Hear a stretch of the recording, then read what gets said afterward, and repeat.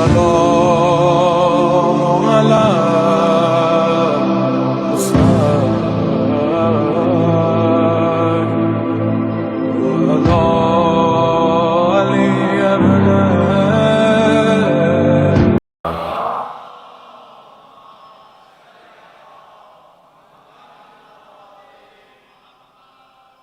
وعلى آله الطيبين الطاهرين المعصومين لا سيما بقية الله في الأرضين روحي وأرواحنا بتراب مقدمه الفداء ولعنة الله على أعدائهم أجمعين. بسم الله الرحمن الرحيم. رب اشرح لي صدري ويسر لي أمري واحلل عقدة من لساني يفقهوا قولي. أما بعد فقد قال الله تبارك وتعالى في كتاب الحكيم والقرآن المجيد وما خلقت الجن والإنس إلا ليعبدون. صلوات بیت محمد صلی اللہ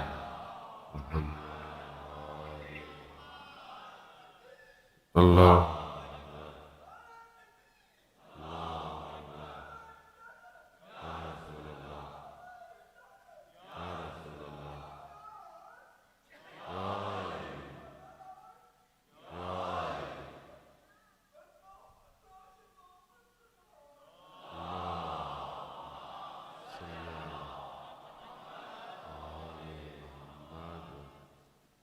عزیزان محترم، شب جمعہ بھی ہے اور شب مغفرت ہے، شب دعا ہے اور ایام فاطمیہ سلام اللہ علیہ کی سلسلے کی بہرحال ایک مجلس ہے کہ جہاں خداوند متعال نے توفیق عطا فرمائی کہ یہ درمیان میں اور خدا کا ذکر کیا جائے اور ان کا ذکر کیا جائے جن کا خود خدا ذکر کرتا ہے. کسی بھی شخصیت کی تعریف کے لیے اور ان کے فضائل بیان کرنے کے لیے بیان کرنے والے کی معرفت ہونا ضروری ہے. گو کہ ہم بہرحال خاکی لوگ ہیں اور اس قابل نہیں ہے کہ ہم ان ہستیوں کی تعریف کر سکیں کہ جن کے لیے خدا خود قرآن میں آیات کو نازل کر رہا ہے. کلام بشر اتنی طاقت نہیں رکھتا کہ ان کی توصیف کی جائے یا ان کی تعریف بیان کی جائے. بہرحال جو ٹوٹے پھوٹے الفاظ ہیں اور اگر کچھ ہم بیان کر بھی سکتے ہیں تو وہ وہی ہے کہ جو ہم نے روایات میں سنا ہوا ہے. ایک خاتون کے اس مقام پر پہنچ جانا کہ زندگی ظاہری تو بہت تھوڑی ہے مگر فضیلتیں اتنی زیادہ ہیں کہ سیدۃ النساء العالمین کا لقب مل جائے.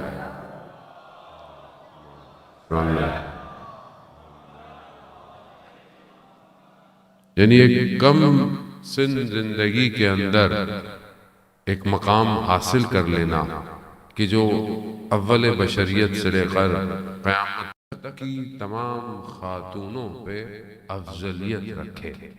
ظاہر ہے وہ آسان کام نہیں ہے اور خداوند متعال ہی جسے چاہتا ہے اس کا انتخاب کرتا ہے اور خدا بہتر جانتا ہے کہ اپنی رسالت کو کہاں قرار دینا ہے. آپ کے سامنے اہل بیت علیہ السلام کی زندگی کے مختلف واقعات ایسے ہیں کہ جس میں دشمن بھی یہ کہنے پہ مجبور ہو گیا ہے کہ خدا بہتر جانتا ہے. مشہور واقعات ہیں، سنتے رہتے ہیں. امام موسیٰ کاظم علیہ السلام اللہم صلی علی محمد امام کی زندگی کا ایک واقعہ ہے کہ امام جو ہے وہ خود بیان فرماتے ہیں کہ ایک شخص تھا جو امام علی علیہ السلام سے بغض رکھتا تھا. تو اکثر وہ برا بھلا کہتا رہتا تھا. اصحاب امام سے اجازت چاہتے تھے کہ کوئی اجازت دے تو ہم اس کی طبیعت بہتر کر دیں، کچھ اس کے ساتھ ایسا برتاؤ کریں، مگر امام ہمیشہ منع فرماتے تھے. ایک دن امام اپنی سواری پر تھے تو امام نے دیکھا کہ وہ کھیت میں کام کر رہا ہے. تو امام اپنی سواری کے ساتھ اس کے کھیت میں چلے گئے. تو جب اس نے امام کو آتے ہوئے دیکھا تو بعض روایات میں ہے کہ اس نے شور مچانا شروع کر دیا کہ آپ نے میری فصل جو ہے وہ خراب کر دی. امام نے کہا تمہاری فصل کتنا خرچہ ہوا؟ اس نے بتایا کہ 100 دینار یا درہم۔ کہا کتنا تم اس پہ کماؤ گے؟ کہا مجھے نہیں پتا۔ کہا پھر بھی اندازاً، کہا 200 تو میں کر ہی لوں گا۔ تو امام اسے جو ہے وہ اس کی زمین پہ جو خرچہ ہوتا ہے اتنے دینار درہم اس کو وہیں پکڑا دیتے ہیں، اور پھر اسے کہتے ہیں کہ جو فصل بھی ہوگی وہ تمہارا اپنا منافع ہے۔ جب وہ امام کے اس کردار کو دیکھتا ہے تو امام کے قدموں میں پڑ جاتا ہے، امام سے معذرت چاہتا ہے، اپنے الفاظ شرمندہ ہوتا ہے۔ اگلے دن کیا دیکھتے ہیں کہ جب امام مسجد میں آتے ہیں تو وہ مسجد میں پہلے سے بیٹھا ہے اور امام کا بڑا احترام کر رہا ہے۔ تو امام کی جو اطراف میں لوگ ہیں وہ کہتے ہیں کہ یہ کیسے ہو گیا؟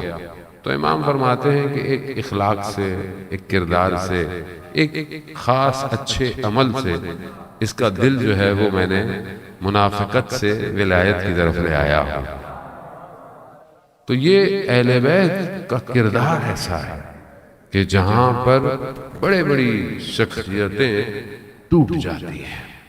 اگر ہم بی بی سلام اللہ علیہ کی زندگی کی طرف دیکھیں تو نہ صرف ان کی زندگی میں بلکہ ان کی زندگی کے بھی کتنے سال گزر گئے، آج تک جب بڑے بڑے مورخین یا لکھنے والے اسکالر جن کا تعلق دوسرے مذاہب یا فرقوں سے ہے، لیکن جب وہ اس خاتون کے دروازے پہ پہنچتے ہیں تو خود بخود ہدایت پا جاتے ہیں۔ یعنی آج بھی ہدایت کا باب کھلا ہوا ہے، اور یہ خدا کی طرف سے ہے کہ ایک کسی ہستی کی وجود میں اتنی وسعت قرار دینا جو مکان اور زمان کو چیرتی ہوئی ہر دور میں انسانیت کی ہدایت دے رہی ہو۔ تو یہاں ہمارا بھی بڑا امپورٹنٹ کردار ہے زر محترم کہ ہم ان ہستیوں کو بیان کیسے کرتے ہیں، ہم ان ہستیوں کو پیش کیسے کرتے ہیں، یہ بہت امپورٹنٹ ہے۔ اور یہ تبھی ممکن ہے کہ جب ان کی سیرت ہماری زندگی سے ریفلیکٹ ہو۔ کوئی جب ہمیں دیکھے تو کوئی یہ کہے کہ ہاں یہ ان کی اطاعت کرتے ہیں، یہ ان کو فالو کرتے ہیں۔ وہ تبھی ممکن ہے کہ جب ہم ان کی سیرت پہ عمل کریں گے، اور سیرت پہ عمل تبھی ہوتا ہے کہ جب ان کی زندگی کا مطالعہ کیا جائے، ان کی زندگی کے اندر انسان جائے، دیکھے کہ مختلف ادوار میں انہوں نے اپنی زندگی کیسے گزاری۔ اب اگر ایک خاتون کو آپ دیکھنا چاہتے ہیں تو خاتون کے چند زاویے ہیں، چند وجہ ہے، چند ایسے زندگی کے برانچز ہیں کہ جسے ہمیں دیکھنا پڑے گا اور پھر اپنی زندگی سے اسے کمپیئر کرنا پڑے گا۔ پہلی چیز اگر آپ دیکھتے ہیں تو بیٹی ہے۔ بیٹی کیسی ہے، بیٹی کا والدین سے رابطہ کیسا ہے، اور والدین کا بیٹی سے رابطہ کیسا ہے۔ یہ بہت امپورٹنٹ ہے، کیونکہ پہلا کردار اگر کوئی خاتون دنیا میں آتی ہے تو وہ بیٹی بن کے آتی ہے۔ یہاں جب یہ بیٹی تشریف لائی تو وہ دور ہے کہ جہاں بیٹیوں کو زندہ دفنایا جاتا ہے، جہاں پر خاتون کے کردار کو برا سمجھا جاتا ہے معاشرے کے اندر۔ اس معاشرے میں خدا نے اپنے حبیب کو بیٹی دی اور یہی کہا انا اعطیناک الکوثر، ہم نے تمہیں کوثر عطا کی ہے۔ کوثر تفاسیر کہتی ہیں یعنی کثیر ہے، یعنی اس میں برکت ہے، اور ایسی ہے کہ دشمن تمہارا ابتر ہو جائے گا اور یہ سب چلتا رہے گا۔ آج آپ کے سامنے اگر دنیا میں گلستان کھلا ہوا ہے تو اسی کوثر کے وجود کی وجہ سے ہے۔ آج اگر یہ ذکر، یہ محفلیں، یہ مجلسیں ہیں تو آج اسی کوثر کے فرزندان کی مجلسیں ہیں، انہی کی اولاد کا ذکر ہے کہ آج آپ دیکھیں کہ دنیا ہدایت کی طرف جو ہے وہ پلٹ رہی ہے۔ اس دور کے اندر کہ جہاں بیٹیوں کو برا سمجھا جائے، وہاں بیٹی جو ہے وہ بچپن سے اپنے بابا، اپنے وقت کے نبی کی رسالت کی بقا کے لیے کام کر رہی ہے۔ معروف ہے مکہ کے اندر بھی جب لوگ رسول خدا کو تکلیف دیتے تھے، جبکہ بہت کم سن ہے، چھوٹی ہیں، مگر اس کے باوجود اپنے بابا کا ساتھ دیتی ہیں، اپنے بابا کی مدد کرتی ہیں۔ شیب ابی طالب میں جہاں پر سینکشنز ہیں، تحریم لگی ہوئی ہے، پابندی ہے، آپ کے سامنے ہے کہ وہ کس طرح وہ چند سال گزرے ہیں، مگر وہاں بیٹی اپنے والدین کا ساتھ دیتی ہوئی نظر آتی ہے۔ اور پھر والد بھی ایسے کہ جب بیٹی تشریف لاتی ہے تو والد کھڑے ہو جاتے ہیں، ہاتھ کا بوسہ لیتے ہیں، اپنی جگہ پر بٹھاتے ہیں۔ وہ یہ مقام صرف یہ نہیں کہ صرف بیٹی ہے، وہ بیٹی اس مقام پر ہے۔ خود رسول خدا ارشاد فرماتے ہیں کہ جب میں جنت کی خوشبو سونگھنا چاہتا تھا تو میں فاطمہ کو اہتمام کرتا تھا۔ یعنی حور الانسیاء ہے، یعنی اس عالم سے بشر کے نوادے کے اندر ایک شخصیت روئے زمین پر اتری ہوئی ہے۔ اس مقام پر آپ سوچیں کہ کیسی تربیت ہوگی، کیا مقام ہوگا، والدہ کا مقام، والد کا مقام۔ خدا نے بھی کیا کردار بنایا، ایسا گلستان کا وہ گل، ایسا پھول بنایا کہ آپ اس کے اطراف میں دیکھیں تو ایسی شخصیتوں کی پرورش ہوئی ہے کہ کائنات پوری انہی شخصیت کے اوپر ڈیپینڈنٹ ہوئی بیٹھی ہے۔ شوہر بھی ایسا کہ جس کے علم کے جیسا کوئی نہیں، جس کے تقوی کے جیسا کوئی نہیں، جس کے حلم کے جیسا کوئی نہیں۔ اسلام کی بقا کے لیے مولا کائنات کا کردار مخفی نہیں ہے۔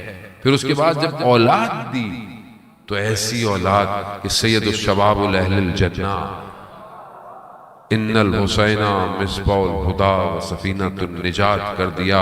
بیٹیاں بھی دیں تو زینب و کلثوم جیسی کہ جنہوں نے اسلام کی بقا کے لیے اپنا سب کچھ لٹا دیا۔ اب یہ آسان نہیں ہے کہ ایک اللہم صلی علیہ۔ تو یہاں اگر ہم تھوڑا سا رک کر دے دیکھیں کہ ایک بیٹی کا کردار کیسا ہونا چاہیے، تو عزیزان محترم ہم اپنے گھروں کی طرف توجہ دیں۔ ہمارے گھروں میں بیٹی کا کردار کیسا ہے، یا ہم اپنی بیٹیوں کے ساتھ کس طرح پیش آتے ہیں، بہت امپورٹنٹ ہے۔ روایات یہی کہتی ہیں کہ اگر بیٹی ہو تو ایک ہفتے تک، کچھ دن تک اس کا نام فاطمہ رکھو، اس کو فاطمہ کے نام سے پکارو، اور اس کے بعد اس کا کوئی بھی نام تم نے رکھنا ہے تو رکھو۔ اب ظاہر ہے کہ جب آپ یہ نام رکھیں گے تو اس کے اثرات جو ہے وہ مرتب ہونا شروع ہو جائیں گے۔ مگر افسوس کہ ہم آج اتنے عقل اور اتنا سب کچھ کے باوجود بھی آج ہمارا معاشرہ ویسے ہی ہے۔ کسی کی بیٹیاں زیادہ ہوں تو ہمارے تانے ہوتے ہیں۔ مجھے بعض اوقات لوگ یہ پیغام بھیجتے ہیں کہ مولانا صاحب اتنا افسوس ہوتا ہے کہ مطلب صرف ہماری بیٹیاں ہیں تو لوگ ہمیں یہ کہتے ہیں کہ خدا نے تم پر عذاب نازل کیا ہے کہ تمہاری بیٹیاں ہیں۔ نہیں، آج بھی آپ دیکھیں کہ معاشرہ ایسا ہی ہے۔ یہ تو جب تک کہ خوب انسان جو ہے وہ خود اس میں آتا ہے تب پتہ چلتا ہے۔ شاید میں بھی باتیں کروں، ہو سکتا ہے کہ صرف میری بھی بیٹیاں ہوں تو انسان دیکھیں آپ کے سامنے معاشرے کا پریشر، گھر والوں کے پریشر، خاندان کے پریشر، جبکہ خدا نے اپنے حبیب کو، حبیب سے بڑھ کر تو کائنات میں کوئی نہیں ہے، تو جو سب سے بہتر ہو سکتا تھا خدا نے اپنے حبیب کو عطا کیا، اور وہ ایک بیٹی دی ہے۔ لیکن آج ہم اپنے معاشرے میں بیٹی کو کس طرح دیکھتے ہیں جانے محترم، بڑا افسوس ہوتا ہے کہ معاشرے میں اہل بیت کے ماننے والوں کے کردار زیارتوں میں بھی جا رہے ہیں، نمازیں بھی پڑھی جا رہی ہیں، حج عمرہ بھی ہو رہے ہیں، لیکن جب رویہ ان کا دیکھا جائے بیٹیوں کے ساتھ تو بڑا عجیب سا ہے۔ اور اس سے بڑھ کر زیادہ افسوس ہوتا ہے کہ اپنی بیٹی سے رویہ بہت اچھا ہے، لیکن جب دوسرے کی بیٹی گھر آتی ہے تو اس کے ساتھ رویہ انسان کا کیسا ہے، بہت ہے، منافقت ہے۔ انسان دو روح ہے، اور یہ آخری زمانہ اس لیے تو خطرناک ہے، انسان ظاہر میں کچھ اور ہے اور اندر سے جو ہے وہ کچھ اور ہے۔ وہ یہ خطرناک ہے اس آخری زمانے کے اندر۔ تو بہرحال یہاں بہت ضروری ہے جانب کو روایات مولا حضرت محمد مصطفیٰ صلی اللہ علیہ وسلم۔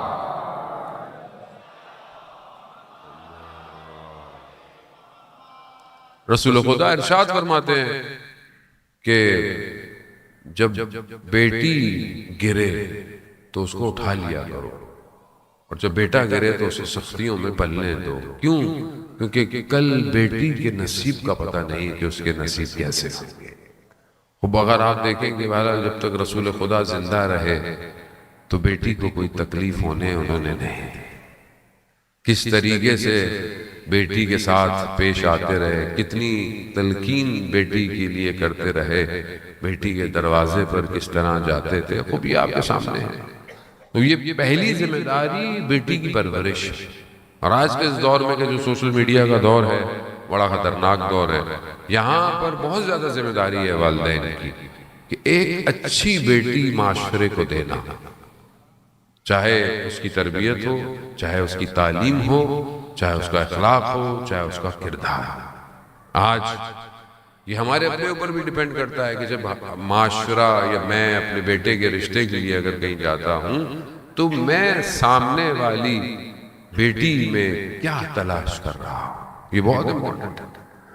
ادھر آپ دیکھیں کہ جب مولا کائنات کی شادی ہوتی ہے اور جب ازدواج ہو جاتی ہے اور رسول خدا شادی کے بعد پوچھتے ہیں مولا کائنات سے کہ آپ نے فاطمہ کو کیسا پایا، تو کیا فرماتے ہیں مولا کائنات کہ یا رسول اللہ، میں نے خدا کی عبادت میں فاطمہ کو مددگار پایا۔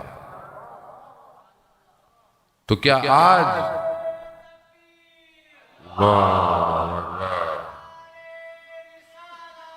یا رسول اللہ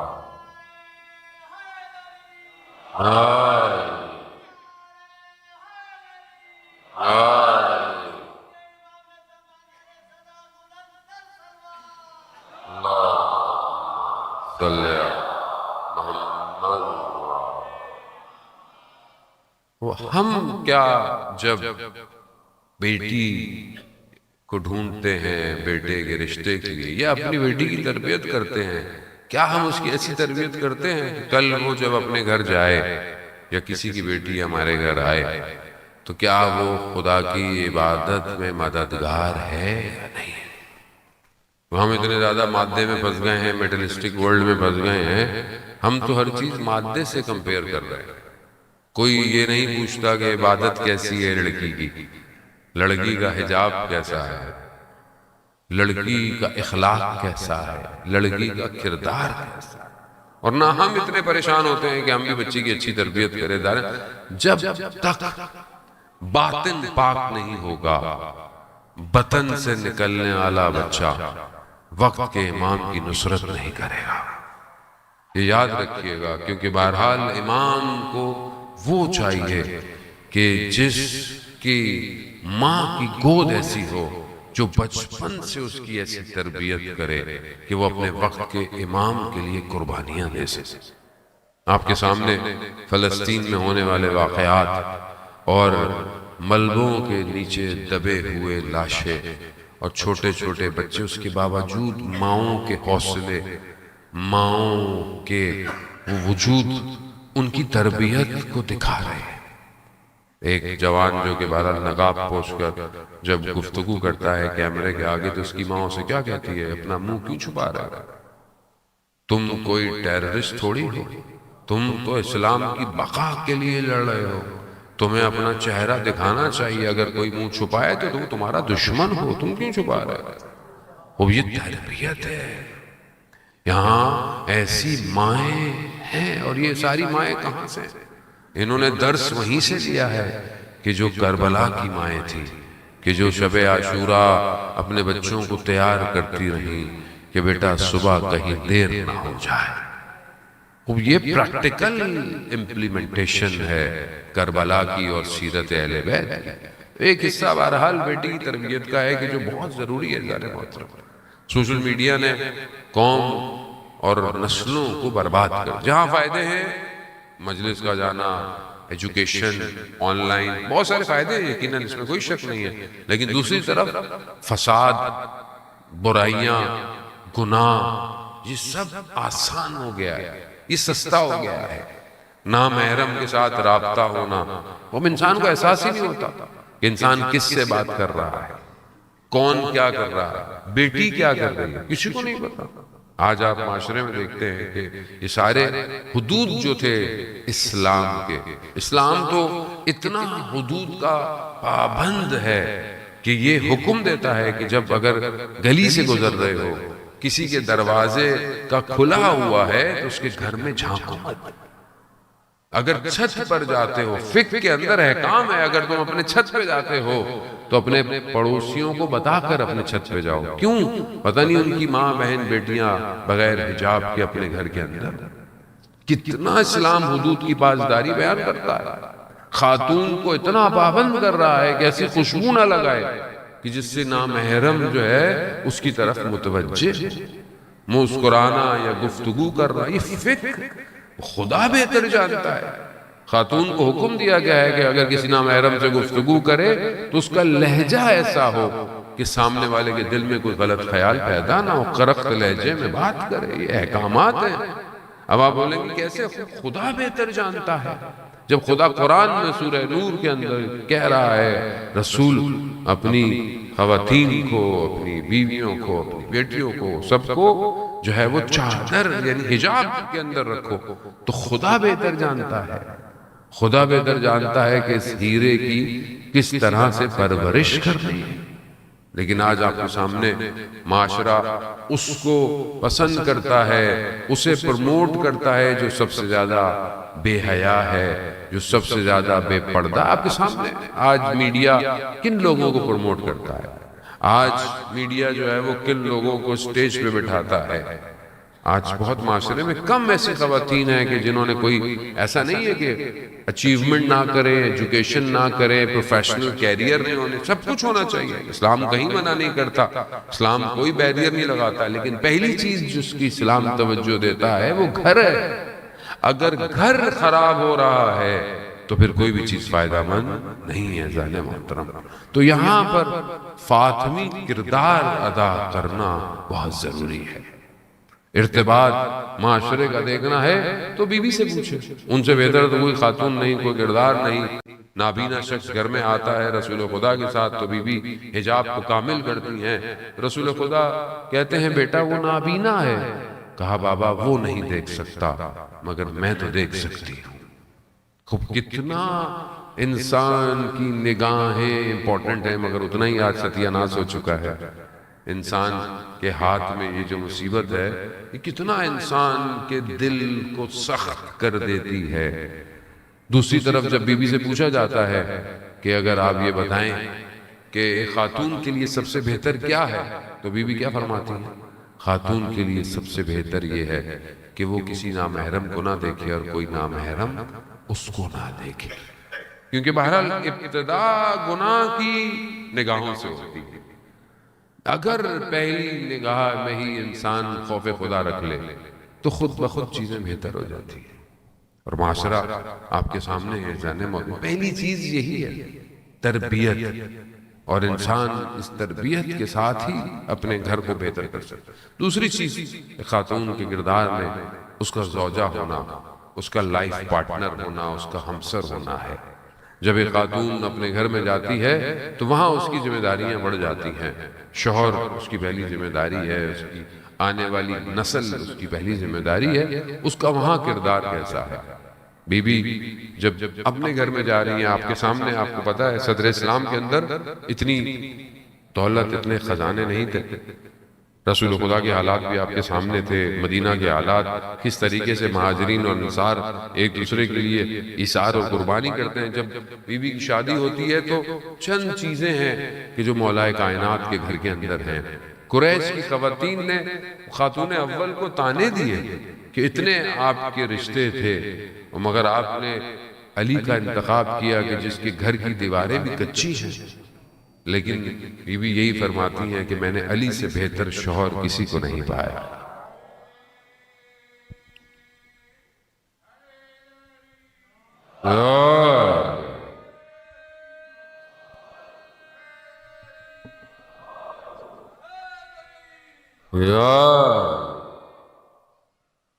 اب یہاں اللہم صلی علی محمد کا، تو آج کیا ہم اپنی بیٹیوں کو یہ تربیت دے رہے ہیں کہ جب وہ کل کو کسی کے گھر جائیں، اور مشکلات اور سختیاں تو سب کے لیے، کوئی گارنٹی تو نہیں ہے کہ آپ سمجھتے ہیں کہ آج ایک شخص ایسا ہے کل اس کے ساتھ کوئی پریشانی ہوگی پریشانی ہے، زندگی ہے۔ تو مصیبتوں کے اندر کردار ادا کرنا اصل کردار ہے۔ جب انسان کے اوپر مشکل آئے تب پتہ چلتا ہے کہ اس کی اصل کیفیت کیا ہے، اور اس کا رابطہ خدا کے ساتھ کیسا رابطہ ہے، کتنا بہترین رابطہ ہے کہ گھر کے اندر کچھ نہیں ہے جب مولا کائنات کو پتہ چلتا ہے کہ گھر میں نہیں ہے تو فرماتے ہیں آپ نے مجھے بتایا کیوں نہیں؟ کہا مجھے شرم آتی ہے کہ جو چیز آپ کے لیے سخت ہو میں آپ سے تقاضا کروں۔ وہ یہ کردار آج معاشرے میں کہاں ہے؟ آج تو آپ کے سامنے ہے کہ حالات کو دیکھتے ہوئے بھی پبلک کی ڈیمانڈ ختم نہیں ہوتی ہے، انسان جو ہے وہ مشکلات میں قرضوں میں دبا ہوا چلا جاتا ہے، لیکن آج آپ کے سامنے یہ سب پہلی تربیت کے اثرات جو ہیں وہ زندگی کے اوپر مرتب ہوتے ہیں۔ ہو سکتا ہے کسی خاتون کا شوہر کردار اس کا اچھا نہ ہو، اخلاق اس کا نہ ہو۔ صدر اسلام گزرنے کے بعد کسی خلیفہ کے دور کا واقعہ ہے کہ اس کا ایک وزیر تھا، گزر رہا تھا کہیں سے عرب کے ریگستان سے، تو شدید رستے میں اس کو پیاس لگی، دیکھا اس نے ایک جگہ خیمہ لگا ہوا ہے اور وہاں دیکھا تو ایک عرب خوبصورت سی خاتون تھی بیٹھی ہوئی تھی، ان سے تقاضا کیا اس نے پانی کا، اس نے کہا پانی نہیں ہے، دودھ ہے، اگر پینا ہے تو پی لو۔ اس کو دیا گیا، بہرحال اس نے تھوڑی دیر بعد دیکھا کہ ایک شخص اونٹ پہ آیا، عمر بھی زیادہ ہے، شکل بھی اچھی نہیں، اترتے ہی اس کا اخلاق کتنا برا، مگر یہ خاتون مجھے پینے کو پانی نہیں دے رہی تھی مگر وہ پانی لے کر اس کے پاؤں کو دھو رہی ہے۔ تو میں سمجھ گیا کہ یہ اس کا شوہر ہے۔ بعد میں نے اس خاتون سے بولا کہ تم اپنے آپ کو دیکھو اور اس شوہر کو دیکھو، اس کا اخلاق بھی اچھا نہیں ہے اور تم اس کے لیے اپنے آپ کو، تو کہا مگر تم نے رسول خدا کی حدیث نہیں سنی کہ جو خاتون اپنے شوہر کے اخلاق کو برداشت کرتی ہے خدا اسے قیامت میں کتنی جزا دے گا۔ یہ بھی ضروری ہے کہ بہرحال آج معاشرے میں دونوں طرف ایسے ہی ہے، دونوں کو بہرحال، آج تو معاشرہ اتنا فاسٹ ہو گیا ہے، پہلے زمانے میں میاں بیوی میں ناراضگی ہو تو شام تک معاملہ ٹھنڈا ہو جائے، ابھی تو ناراضگی ہو تو شام تک تو اپنے گھر جا چکی ہوتی ہے۔ اس کی ایک وجہ یہ کمیونیکیشن، یہ موبائل ہے، کہ یہاں ایک پرابلم ہوتی ہے 10-15 لوگوں کو ویسے ہی پتہ چل جاتی ہے۔ ذہن محترم، خوب تربیت ہے، اخلاق ہے، بہرحال انسان ہے، معصوم تو نہیں ہے، خطا تو ہوگی، آواز بھی بلند ہوگی، اور بہرحال معاشرے کے اندر آپ کو پتہ ہے فرسٹریشن ہے، اضطراب ہے، 100 چیزیں ہیں۔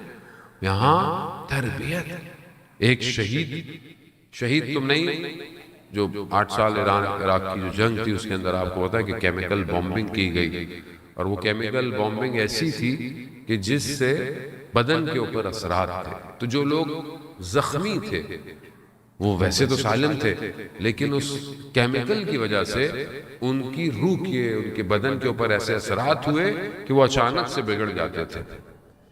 تو ایک شخص تھا جو کہ زخمی تھا اور اس کی حالت ایسی ہوتی تھی جب اس کے اوپر یہ طاری ہوتی تھی تو وہ اس کے سامنے جو بھی ہوتا تھا اس کو مارتا تھا۔ تو اس کی زوجہ سے جب پوچھا گیا کہ اس کے چہرے پر زخم تھے اور اس حالت میں، تو اسے کہا کہ تم جو ہے وہ کمرے سے فرار کیوں نہیں کر جاتی کہ جب تمہارے شوہر پہ ایسی کیفیت ہوتی؟ کہا کہ اگر میں کمرے سے جاؤں گی تو یہ اپنے آپ کو مارے گا، تو بہتر ہے کہ یہ مجھے مار لیا کرے۔ خوب یہ کردار ہے اس امتحان میں کہ جو اللہ نے ڈالا ہے، اس میں صبر کر۔ بیماری شوہر کی ہو، بیماری بچے کی آ جائے، مشکلات بچوں کی آپ کے سامنے ہیں، خوب یہ صبر کہاں سے آئے؟ خوب یہ تربیت کا حصہ ہے، یہی چیز معاشرے کو بناتی ہے۔ جہاں معاشرہ ترقی کر رہا ہے وہاں آہستہ آہستہ یہ چیزیں معاشرے سے دور ہوتی جا رہی ہیں، اور ہم بھی اس کی طرف توجہ نہیں دے رہے کیونکہ ہم تربیت ہی نہیں کر رہے۔ تربیت جو ہے وہ معاشرے کی کوئی اور کر رہا ہے۔ بہرحال بیٹی، زوجہ، اور تیسرا کردار ایک خاتون کا ماں کا کردار ہے۔ ماں کا کردار بہت امپورٹنٹ ہے۔ آج اگر ہم جہاں سب بیٹھے ہوئے ہیں اور ذکر اہل بیت کے اندر اپنے وقت کو صرف کر رہے ہیں تو اس میں پہلا کردار ہماری ماؤں کا ہے۔ اگر ہماری ماؤں نے ہمیں اپنے رحم میں رکھ کر مجلسوں میں شرکت نہ کی ہوتی تو آج ہم اس ذکر میں بیٹھے نہ ہوتے۔ چھوٹے تھے تو ہمیں لے لے کر جو ہے وہ مجلسوں میں جاتی رہی۔ خوب یہ انہی کا کردار ہے، لیکن ہم بھی افسوس کے ساتھ آج اولاد بھی وہ صلہ نہیں دیتی والدین کا، خاص طور پہ ماں کا۔ روایات کہتی ہیں کہ جب تم گھروں میں جاؤ تو اپنے ماں کے ہاتھوں کو بوسے دیا کر۔ ہم میں سے کتنے اپنی ماں کے ہاتھوں کو چومتے ہیں؟ کتنے اس نے اپنے ہاتھوں سے زحمت کی ہوئی ہے ہماری تربیت کے لیے؟ خود جو ہے وہ گیلے میں سوتی ہے اور ہمیں سوکھے میں جو ہے وہ لٹاتی ہے، اپنے ہاتھوں سے نوالے بنا کر۔ بہرحال جن کی مائیں زندہ ہیں ان کے پاس فرصتیں ہیں، جن کی ماں دنیا سے چلی گئی وہ صرف بہرحال ان کی مغفرت کی دعائیں کر سکتے ہیں۔ ایک شخص کی جسے لائف آفٹر ڈیتھ ایکسپیرینس، تجربہ ہوتا ہے، انسان ایکسیڈنٹ ہوتا ہے، کوما میں چلا جاتا ہے کچھ عرصے کے لیے، بہت سارے لوگوں کو تجربہ ہوتا ہے عالم برزخ کا، وہ عالم برزخ میں جاتے ہیں اور بہرحال زندگی ہوتی ہے، وہ واپس آ جاتے ہیں۔ ایک شخص جو بہرحال ایک پروگرام میں بتا رہا تھا کہ جب میرا حادثہ ہوا، میں کوما میں گیا، تو مجھے ایک ٹنل میں، ایک جو ہے وہ سرنگ میں، میں نے دیکھا کہ میں دوڑ رہا ہوں اور مجھے دور سے روشنی نظر آ رہی ہے، جبکہ ایسا کوئی خوفناک منظر نہیں تھا، لیکن مجھے ایک آواز آ رہی تھی اور وہ آواز تھی ماں ماں ماں۔ اور پھر اچانک سے مجھے اس ٹنل سے اٹھایا گیا، اور جیسے فلم چلتی ہے، مجھے میرے بچپن سے میری جوانی تک مجھے پوری زندگی کی ایک اینگل سے، جب آپ یہاں بیٹھے ہوئے ہیں تو ایک کیمرہ آپ کو یہاں سے دیکھ رہا ہے، ایک کیمرہ آپ کو وہاں سے، انسان کی زندگی میں 360 ڈگری کیمرہ ہے، یعنی ہر طرف سے کیمرہ ہے، تو زندگی میں بھی ایسی ہے۔ مثلا کوئی اگر آپ کو جانتا ہے تو آپ کا دوست ہے، جتنی دیر آپ سے دوستی ہے اتنا اس کا کیمرہ آپ کے لیے آن ہے۔ تو کہا مجھے زندگی کا ایک کیمرے سے میری زندگی دکھائی گئی، اور وہ کیا تھی؟ صرف مجھے یہ دکھایا گیا کہ میں نے اپنی بچپن سے اپنی جوانی تک کبھی اپنی ماں کو محبت بھری نگاہ سے نہیں دیکھا، یعنی زندگی گزر گئی مگر میں نے کبھی ماں کی طرف مسکرایا، اور زندگی انسان کی گزرتی چلی جا رہی ہے۔ اور آج کل کی اولاد تو سنتی ہے ماں کے آگے امام جعفر صادق علیہ السلام صلی اللہ،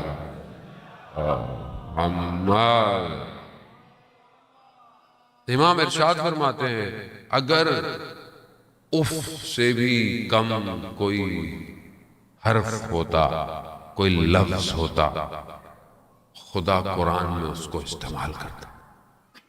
قرآن میں کیا کہہ رہا ہے کہ اپنے والدین کے آگے اف نہیں کرو، اگر اس سے بھی کوئی کم لفظ ہوتے تو خدا اس کو قرآن میں لے کر ہم خود خطا کار ہیں، گناہ گار ہیں، انسان ہے، لیکن انسان کو توجہ رکھنی چاہیے۔ والدین کا کردار بڑا امپورٹنٹ، خاص طور پہ ماں۔ حضرت موسیٰ نے جب خداوند متعال، آپ جانتے ہیں نا، کلیم اللہ ہیں، خدا سے گفتگو ہے، خدا سے کلام ہے، حضرت موسیٰ نے خدا سے کہا کہ پروردگار مجھے سفارش کر، کوئی نصیحت کر، خدا نے کہا ماں۔ پھر حضرت موسیٰ نے کہا کہ پروردگار مجھے کوئی سفارش کر، کہا ماں۔ تیسری دفعہ کہا پھر ماں، چوتھی دفعہ کہا تو پھر باپ۔ یعنی ماں کا درجہ کتنا بلند ہے، یعنی خدا جب اپنے محبت کو جو ہے وہ کمپیئر بھی کر رہا ہے تو کیا کہہ رہا ہے؟ 70 گنا ماں سے زیادہ پیار کرتا ہے، یعنی ماں کی محبت کو، اب خدا کی مثال کوئی مثال نہیں ہے، یہ نمبر بھی صرف کثرت کے لیے ہے، ورنہ خدا کی محبت کو کون کم کر سکتا ہے؟ لیکن پھر بھی خدا ماں کی رحمت کے ذریعے سے اپنی رحمت کی طرف اشارے کر رہا ہے۔ ماں، اور ماں ایسی ماں ہو جس نے چکیاں پیس کر پالا ہو، اس جیسی ماں کا کردار آپ سوچیں کہ کس طریقے سے حسنین کی تربیت کی ہے۔ مشہور واقعہ ہے، کیونکہ بہرحال اخلاق جو ہے وہ معاشرے میں ناپید ہو گیا۔ آج آپ سڑک پہ چلتے ہیں، گلی میں جاتے ہیں، روڈ پہ جاتے ہیں، ٹریفک ہے، 100 چیزیں ہیں، ہم بھی آ رہے ہوتے ہیں، جا رہے ہوتے ہیں، سب سے پہلے انسان کے وجود سے کیا چیز باہر نکلتی ہے؟ اس کا اخلاق۔ کوئی گاڑی غلط آ جائے تو ہمارا رویہ کیا ہوتا ہے؟ کوئی ہمارے خواہشات یا ہمارے ایکسپیکٹیشن کے علاوہ اگر سامنے کچھ ہو جائے تو ہمارا کردار کیا ہوتا ہے؟ کسی نے اگر ذرا سی کوئی بات غلط کر دی تو سوء ظن کتنا ہے اور حسن ظن کتنا ہے؟ جبکہ روایات کیا کہتی ہیں؟ مولا امام جعفر صادق علیہ السلام صلی اللہ، امام ارشاد فرماتے ہیں کہ اگر کوئی تمہیں 10 دفعہ بھی برا گئے تو ایک دفعہ بھی اسے برا نہیں کہو. یہاں تو ایک دفعہ برا کہتا ہے، ہم اس کو 100 دفعہ برا کہتے ہیں. گھر دفعہ چھوڑ کر آتے ہیں اس کو کیا ہے کبھی زندگی میں کیا ہے. امام کیا کہہ رہے ہیں 10 دفعہ کوئی تمہیں برا کہے، ایک دفعہ بھی اسے برا مت کہو. اور اگر کوئی تمہاری برائی کرے اور تمہیں پتہ چل جائے تو کیا کہو؟ خدا اگر یہ برائی میرے اندر پائی جاتی ہے تو میری مغفرت کر، اور اگر یہ برائی میرے اندر پائی نہیں جاتی اور اس نے غلط کہا ہے تو خدا اس کی مغفرت کر. یہ تربیت ہے، یہ کہاں ہے معاشرے میں؟ ملک اشتر جیسی شخصیت کتنی قریب ہے مولا کائنات کے، اور سالار ہے لشکر.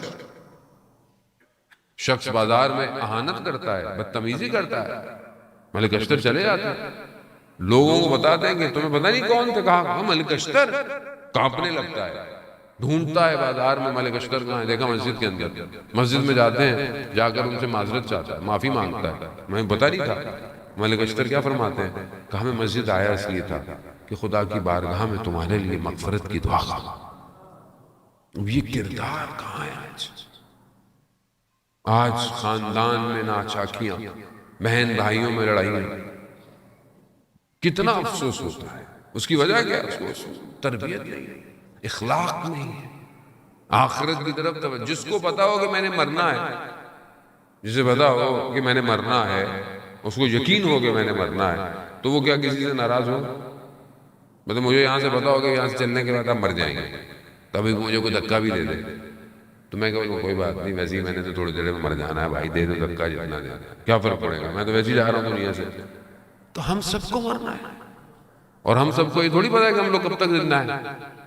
مولا کائنات فرماتے ہیں نا، تعجب ہوتا ہے، زندہ ایسے ہے جیسے کبھی مرنا ہی نہیں ہے، اور مرتا ایسے ہے جیسے کبھی زندہ ہی نہیں تھا.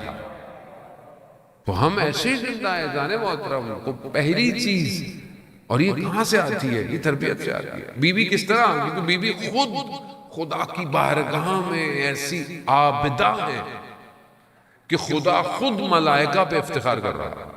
اے ملائکہ دیکھو میری کنیز کس طرح میری عبادت میں کانپ رہی ہے. اور جب بچے ماں کو ایسی عبادت کرتے ہوئے دیکھیں، امام حسن مجتبیٰ علیہ السلام ارشاد فرماتے ہیں صلی اللہ علیہ وسلم، خوب امام ارشاد فرماتے ہیں کہ میں نے رات کی تاریکی میں اپنی والدہ کو اپنے لیے دعا مانگتے نہیں دیکھا، ہمیشہ اپنے ہمسایوں کے لیے دعا مانگ رہی ہے، لوگوں کے لیے، رشتہ داروں کے لیے دعائیں مانگ رہی ہے. خوب یہ تربیت ہے. جو دوسروں کے لیے دعا مانگتا وہ دوسروں کی برائی کر سکتا ہے، لیکن یہاں تو برائی کرتے کوئی تھکتا نہیں ہے.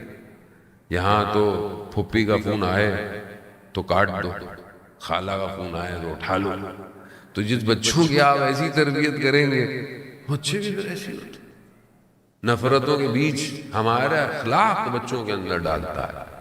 پھر یہی مقافات عمل انسان کی زندگی میں جانے محترم ریپیٹ ہوتے ہیں. سوسائٹی اسی طرح ڈیولپ ہوتی ہے. یہاں ماں ایسی تربیت کر رہی ہے کہ انفاق ہے. بچے بچپن سے دیکھ رہے ہیں کہ ہمارے در پہ کوئی آیا، سائل خالی ہاتھ نہیں گیا. کوئی بھی سائل آیا، مشہور واقعہ، شخص مسافر ہے اور مسجد میں آتا ہے، رسول خدا سے تقاضا کرتا ہے کہ یا رسول اللہ مسافر ہوں، لباس چاہیے، خوراک چاہیے، زادِ سفر چاہیے. رسول خدا ادھر ادھر دیکھتے ہیں، کوئی بہرحال حالات ایسے تھے کسی کے پاس کچھ تھا ہی نہیں، اپنی بیٹی کے گھر بھیج دیتے ہیں.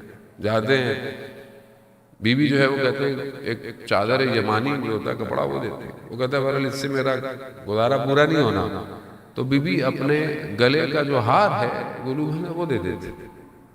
اب وہ لے کر آتا ہے مسجد کہ یا رسول اللہ یہ آپ کے گھر سے ملا ہے. تو رسول خدا کہتے ہیں کون ہے جو اس کو خریدے گا؟ تو حضرت عمار کھڑے ہوتے ہیں، اس مسافر سے پوچھتے ہیں کہ بھائی اس کے بدلے میں کیا چاہیے؟ کہا لباس چاہیے، خوراک چاہیے. کہا سب دے دیتے. اس ہار لیتے ہیں، اپنے غلام کو ہار دیتے ہیں کہ جاؤ اس کو لے کر رسول خدا کی خدمت میں جاؤ، ہار ان کو دے دو، اور تمہیں بھی میں نے ان کی خدمت میں بھیج دیا. جب ان کے پاس آتے ہیں تو رسول خدا فرماتے ہیں کہ ہار لے کر میری بیٹی کو دے آؤ، اور تمہیں میں نے آزاد کر دیا، غلام کو آزاد. اب وہ غلام ہار لے کر بیوی کے دروازے پہ جاتا ہے تو کیا کہتا ہے؟ کتنا پر برکت یہ ہار تھا. بھوکے کو کھانا کھلایا، بے لباس کو لباس دیا، مسافر کو زاد سفر دیا، ایک غلام کو آزاد کر دیا، اور جہاں سے نکلا تھا وہیں واپس آ گیا۔ خوب یہ برکت ہے جار محترم، خوب یہ اسی در کی برکت ہے۔ اب یہ برکت کہاں ہے آج ہمارے معاشرے؟ ہمارے یہاں برکت کا تو کانسیپٹ ہی ختم ہو گیا ہے، ہم تو اضافے کے چکر میں ہیں۔ رسول خدا فرماتے ہیں نا، ایک زمانہ ایسا آئے گا کہ جہاں لوگ مال سے محبت زیادہ کریں گے اور حساب کو بھول جائیں گے۔ ابھی ہمیں اضافہ چاہیے، مولانا صاحب اضافے کی دعا کریں، اضافہ ہو جائے بھائی، بابرکت ہونا چاہیے۔ چاہے آپ ایک روٹی کھائیں لیکن گھر والوں کے ساتھ بیٹھ کے کھائیں، محبت کے ساتھ کھائیں۔ ہر کمرے میں الگ الگ لوگ فوڈ پانڈا پہ آرڈر کر رہے ہوں تو برکت کوئی نہیں ہے بھائی۔ برکت یہی ہے کہ ایک ہی دسترخوان پر بیٹھ، کم از کم ایک کھانا گھر والوں کو چاہیے کہ وہ ساتھ کھایا۔ برکت ہے، محبت ہے، تربیت یہی ہے، لیکن افسوس کہ معاشرہ اکھڑتا جا رہا ہے۔ شکر کریں کہ برہم اس مکتب سے تعلق ہے کہ جس میں یہ مجلسیں اور عزاداری ہوتی ہیں، ورنہ تو کون جمع ہوتا ہے اور کون بیٹھتا ہے اور کون کرتا ہے؟ یہ تو ان کا کرم ہے کہ جنہوں نے ہمیں جوڑ کے رکھا ہوا ہے، ورنہ ہمارے اندر تو نہ یہ طاقت ہے نہ اتنا اچھا عمل ہے ہمارا۔ جان محترم، کردار بھی وہی بناتے ہیں اور کردار کو عزت بھی وہی دیتے ہیں۔ شب جمعہ ہے، ظاہر ہے شب مغفرت بھی ہے، اور علماء اور کا ذکر کرنا بہرحال باعث برکت بھی ہوتا ہے اور محفل کو بھی نورانی کرتا ہے۔ ملا احمد ناراکی کے جنہوں نے کتاب جو ہے وہ جامع سعادہ کتاب لکھی، اردو کے اندر بھی کتاب ہے، اس کا ترجمہ ہو چکا ہے، اخلاق کی کتاب۔ چاہیے ہم لوگ جوانوں کو پڑھا کریں اس کتاب کو۔ اصل کتاب ان کے والد نے لکھی تھی، ملا مہدی ناراکی نے، اور وہ رسالہ جو تھا وہ عربی میں تھا، کیونکہ وہ بہرحال نجف میں پہلے پڑھتے تھے، پھر بعد میں چلے گئے وہاں سے۔ تو ان کی کتاب جو تھی کیونکہ اخلاق پر مبنی تھی تو کتاب حوزے میں بہت مشہور ہوئی، بہت شہرت لی اس نے۔ تو جب وہ نجف زیارت پہ گئے تو علماء ان کی خدمت میں حاضر ہوئے اور تعریف کی کہ واقعی ماشاءاللہ بہت اچھی کتاب لکھی۔ سب لوگ آئے سوائے ایک عالم کے، اور وہ نہیں آئے۔ اور وہ کون تھے؟ سید مہدی بحر العلوم، کہ جنہیں وقت کے امام نے اپنے سینے سے لگا کر علم منتقل کیا تھا، وہ نہیں آئے۔ تو انہوں نے میں خود جاتا ہوں سید کی خدمت میں اور سید سے میں خود جو ہے وہ مل لیتا ہوں۔ تو لوگوں نے کہا کہ چھوڑیے وہ کہاں آپ نہیں آ رہے، آپ خود کہا کہ مسئلہ نہیں ہے، بہرحال وہ سید ہے۔ میں گئے، درس دے رہے تھے، بیٹھے، سلام کیا، درس ختم ہوا، اٹھ کے چلے گئے۔ کچھ دن پھر گزرا، انہوں نے کہا کہ میں پھر جاتا ہوں۔ تو اطراف میں لوگوں نے بولا کہ مولانا چھوڑے کیا، آپ اپنی عزت کا خیال رکھیں۔ انہوں نے کہا کوئی نہیں، وہ سید ہیں، وہ بڑے ہیں۔ چلے گئے، پھر وہی درس دے رہے تھے، درس ختم ہوا، وہ اٹھ کے چلے گئے، یہ بھی چلے گئے۔ یہ پھر کربلا، کاظمین، سامرا زیارتوں پہ واپس آئے نجف، تو واپس چھوڑ جا رہے تھے پھر نجف سے، تو کہا میں ایک اور دفعہ ان کی خدمت میں حاضر ہوتا ہوں۔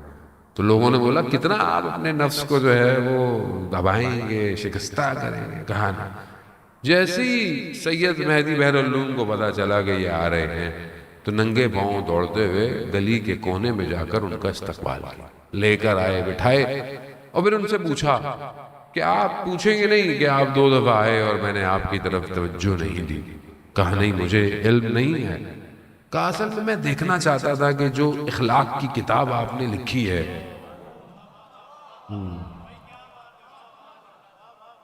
وہ اخلاق آپ میں پایا جاتا ہے یا نہیں؟ وہ یہ بڑی بات ہے۔ تو اگر انسان باتیں بڑی بڑی کرتا ہے لیکن عمل میں زیرو ہو جاتا ہے، تو یہ بڑا مسئلہ ہے آج معاشرے کا۔ سب سے بڑا مسئلہ یہی ہے، ہمیں کردار، اخلاق، سوسائٹی۔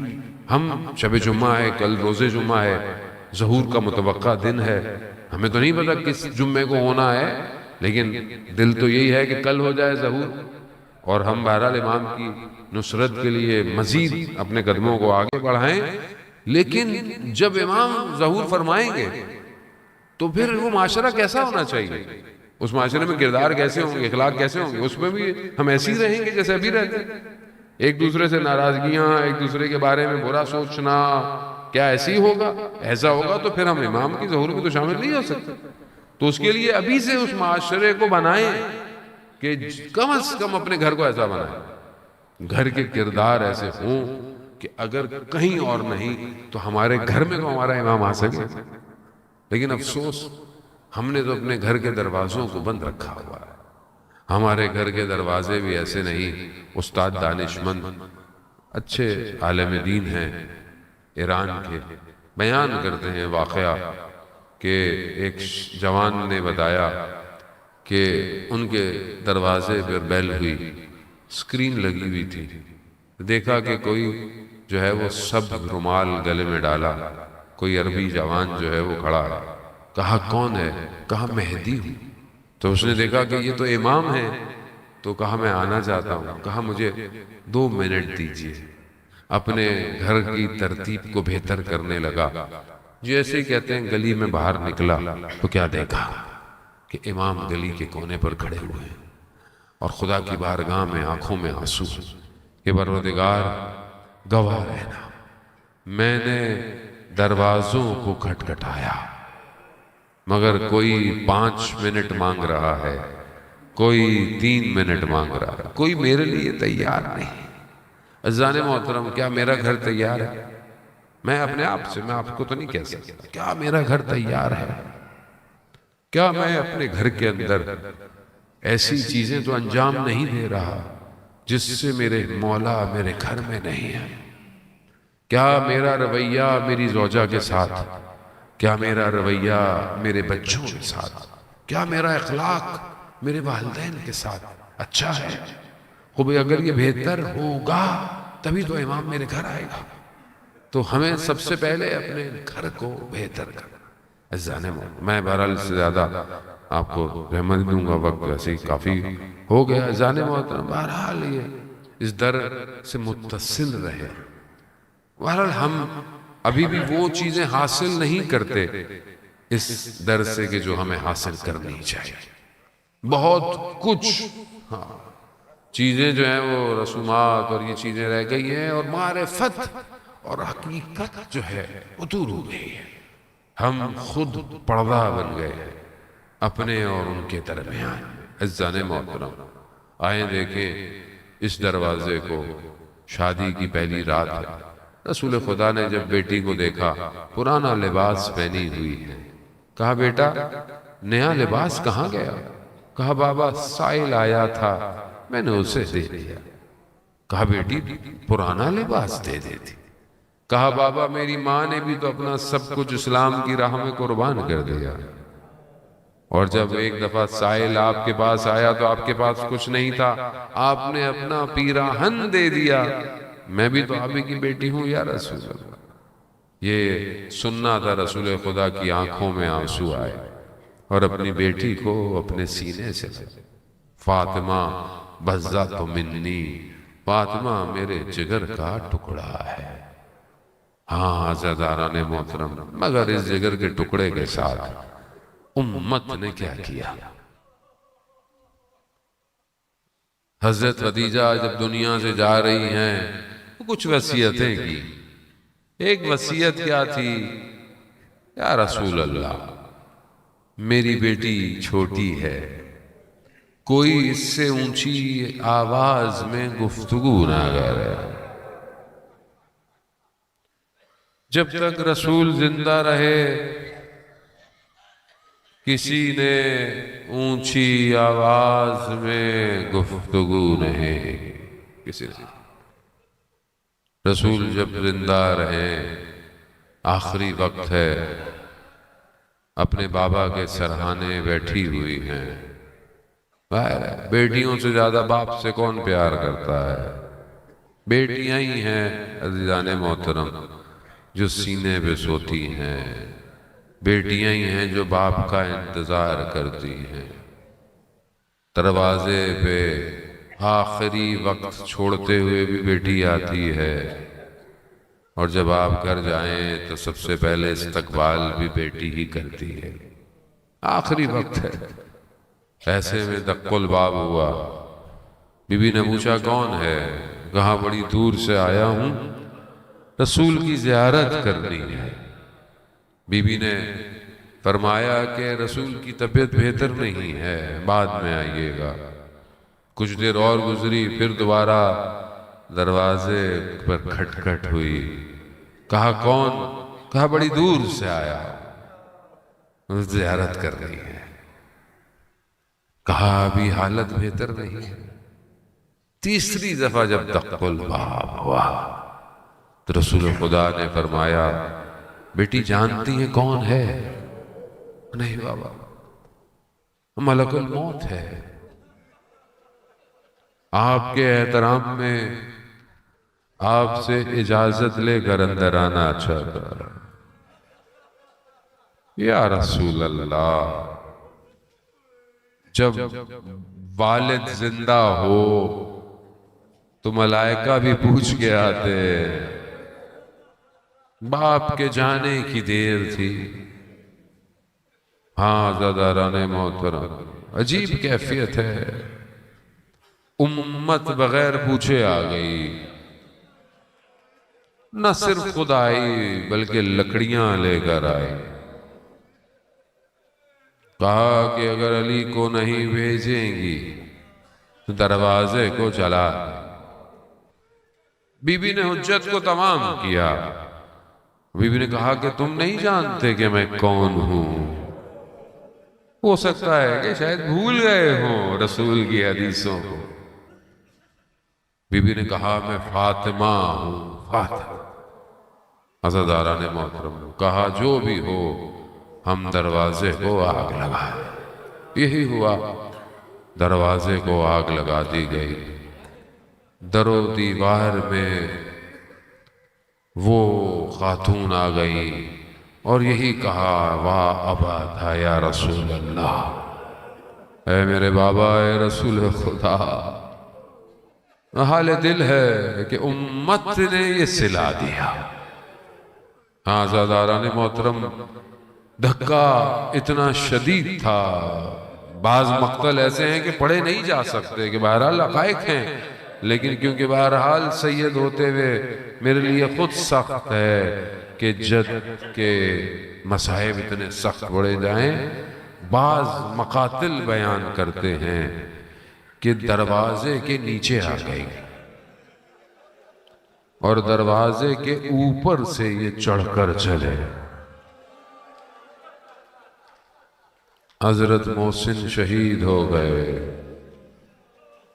جب ہوش آیا، آپ خود تصور کر سکتے ہیں، بہرحال شعراء اپنی کیفیتوں کو بیان کرتے ہیں۔ آپ تصور کریں، چھوٹے چھوٹے بچے ہیں، حسن اور حسین چھوٹے چھوٹے ہیں، زینب اور کلثوم چھوٹے چھوٹے بچے، نہ جانے کس طرح انہوں نے اس جلتے ہوئے دروازے کو ہٹایا ہوگا، کس کیفیت سے ہٹایا، کس مجبوری کی حالت میں ماں کی اس حالت کو دیکھا۔ جیسے ہی بی بی کو ہوش آیا، پہلا سوال یہی کیا جناب فضہ سے کہ ابو الحسن کہاں ہے؟ کہا کہ بی بی لے گئے ہیں۔ بی بی نے کہا میری چادر لا۔ اس حالت میں چادر اوڑی، امامت کے دفاع کے لیے مدینے کی گلیوں میں کیا دیکھا؟ گلے میں رسی ہے اور حضرت علی کو لے کر جا رہے ہیں۔ بی بی نے اپنی پوری طاقت سے مولا کے کمر بند میں ہاتھ ڈالا، میں علی کو جانے نہیں دوں گی۔ جب انہوں نے دیکھا کہ یہ ہاتھ چھٹ نہیں رہا تو وہ ظلم کیا تلوار کے غلاف سے کہ بازوؤں پر اتنی چوٹیں لگائیں، بی بی نے زخم ہاتھ چھوڑ دیا۔ عزاداران محترم، میرے چھٹے امام فرماتے ہیں کہ ہماری جد کی شہادت کی وجہ یہ ہاتھوں کے زخم بن گئے۔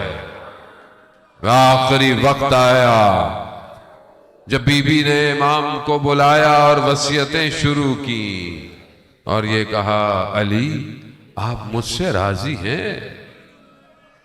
مولا کی بات سننا آنکھوں میں آنسو ہے۔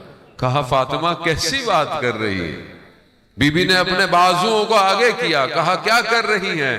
کہا میں نے اپنے بابا سے سنا ہے مظلوم کی آنکھوں کے آنسو آتوں کو شفا دیتے ہیں، زخموں کو شفا۔ آزاداران محترم وصیت کر دی، رات کو غسل دو، رات کو کفن دینا، رات کو دفنا دے۔ بس عزاداران محترم، بس ماں کا غم بڑا غم ہوتا ہے۔ ماں چلی جائے چاہے انسان جتنا بڑا ہو جائے، ماں کا دامن وہ دامن ہوتا ہے جو سب پریشانیوں میں انسان کو بچاتا ہے۔ مگر یہ بچے کیا کریں؟ آخری وقت دیدار آیا، آخری ملاقات آئی، بچوں کو اپنی ماں کے کفن میں دیکھا۔ امام حسین بیان کرتے ہیں کہ نہیں آ رہے۔ کہا جب تک میری ماں مجھے بلائے گی نہیں میں نہیں آؤں گا۔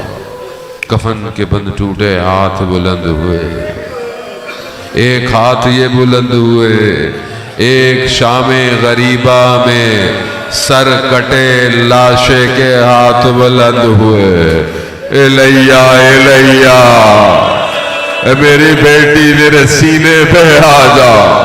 بس بی بی نے بھی ہاتھوں کو بلند کیا، حسین حسین اپنی ماں سے لپٹے، اتنا گریا، اتنا رونا شروع کیا کہ آواز آئی علی بچوں کو ہٹا لو، بچوں کو ہٹاؤ، عرش میں کوہرام مچتا ہے۔ یا رسول اللہ،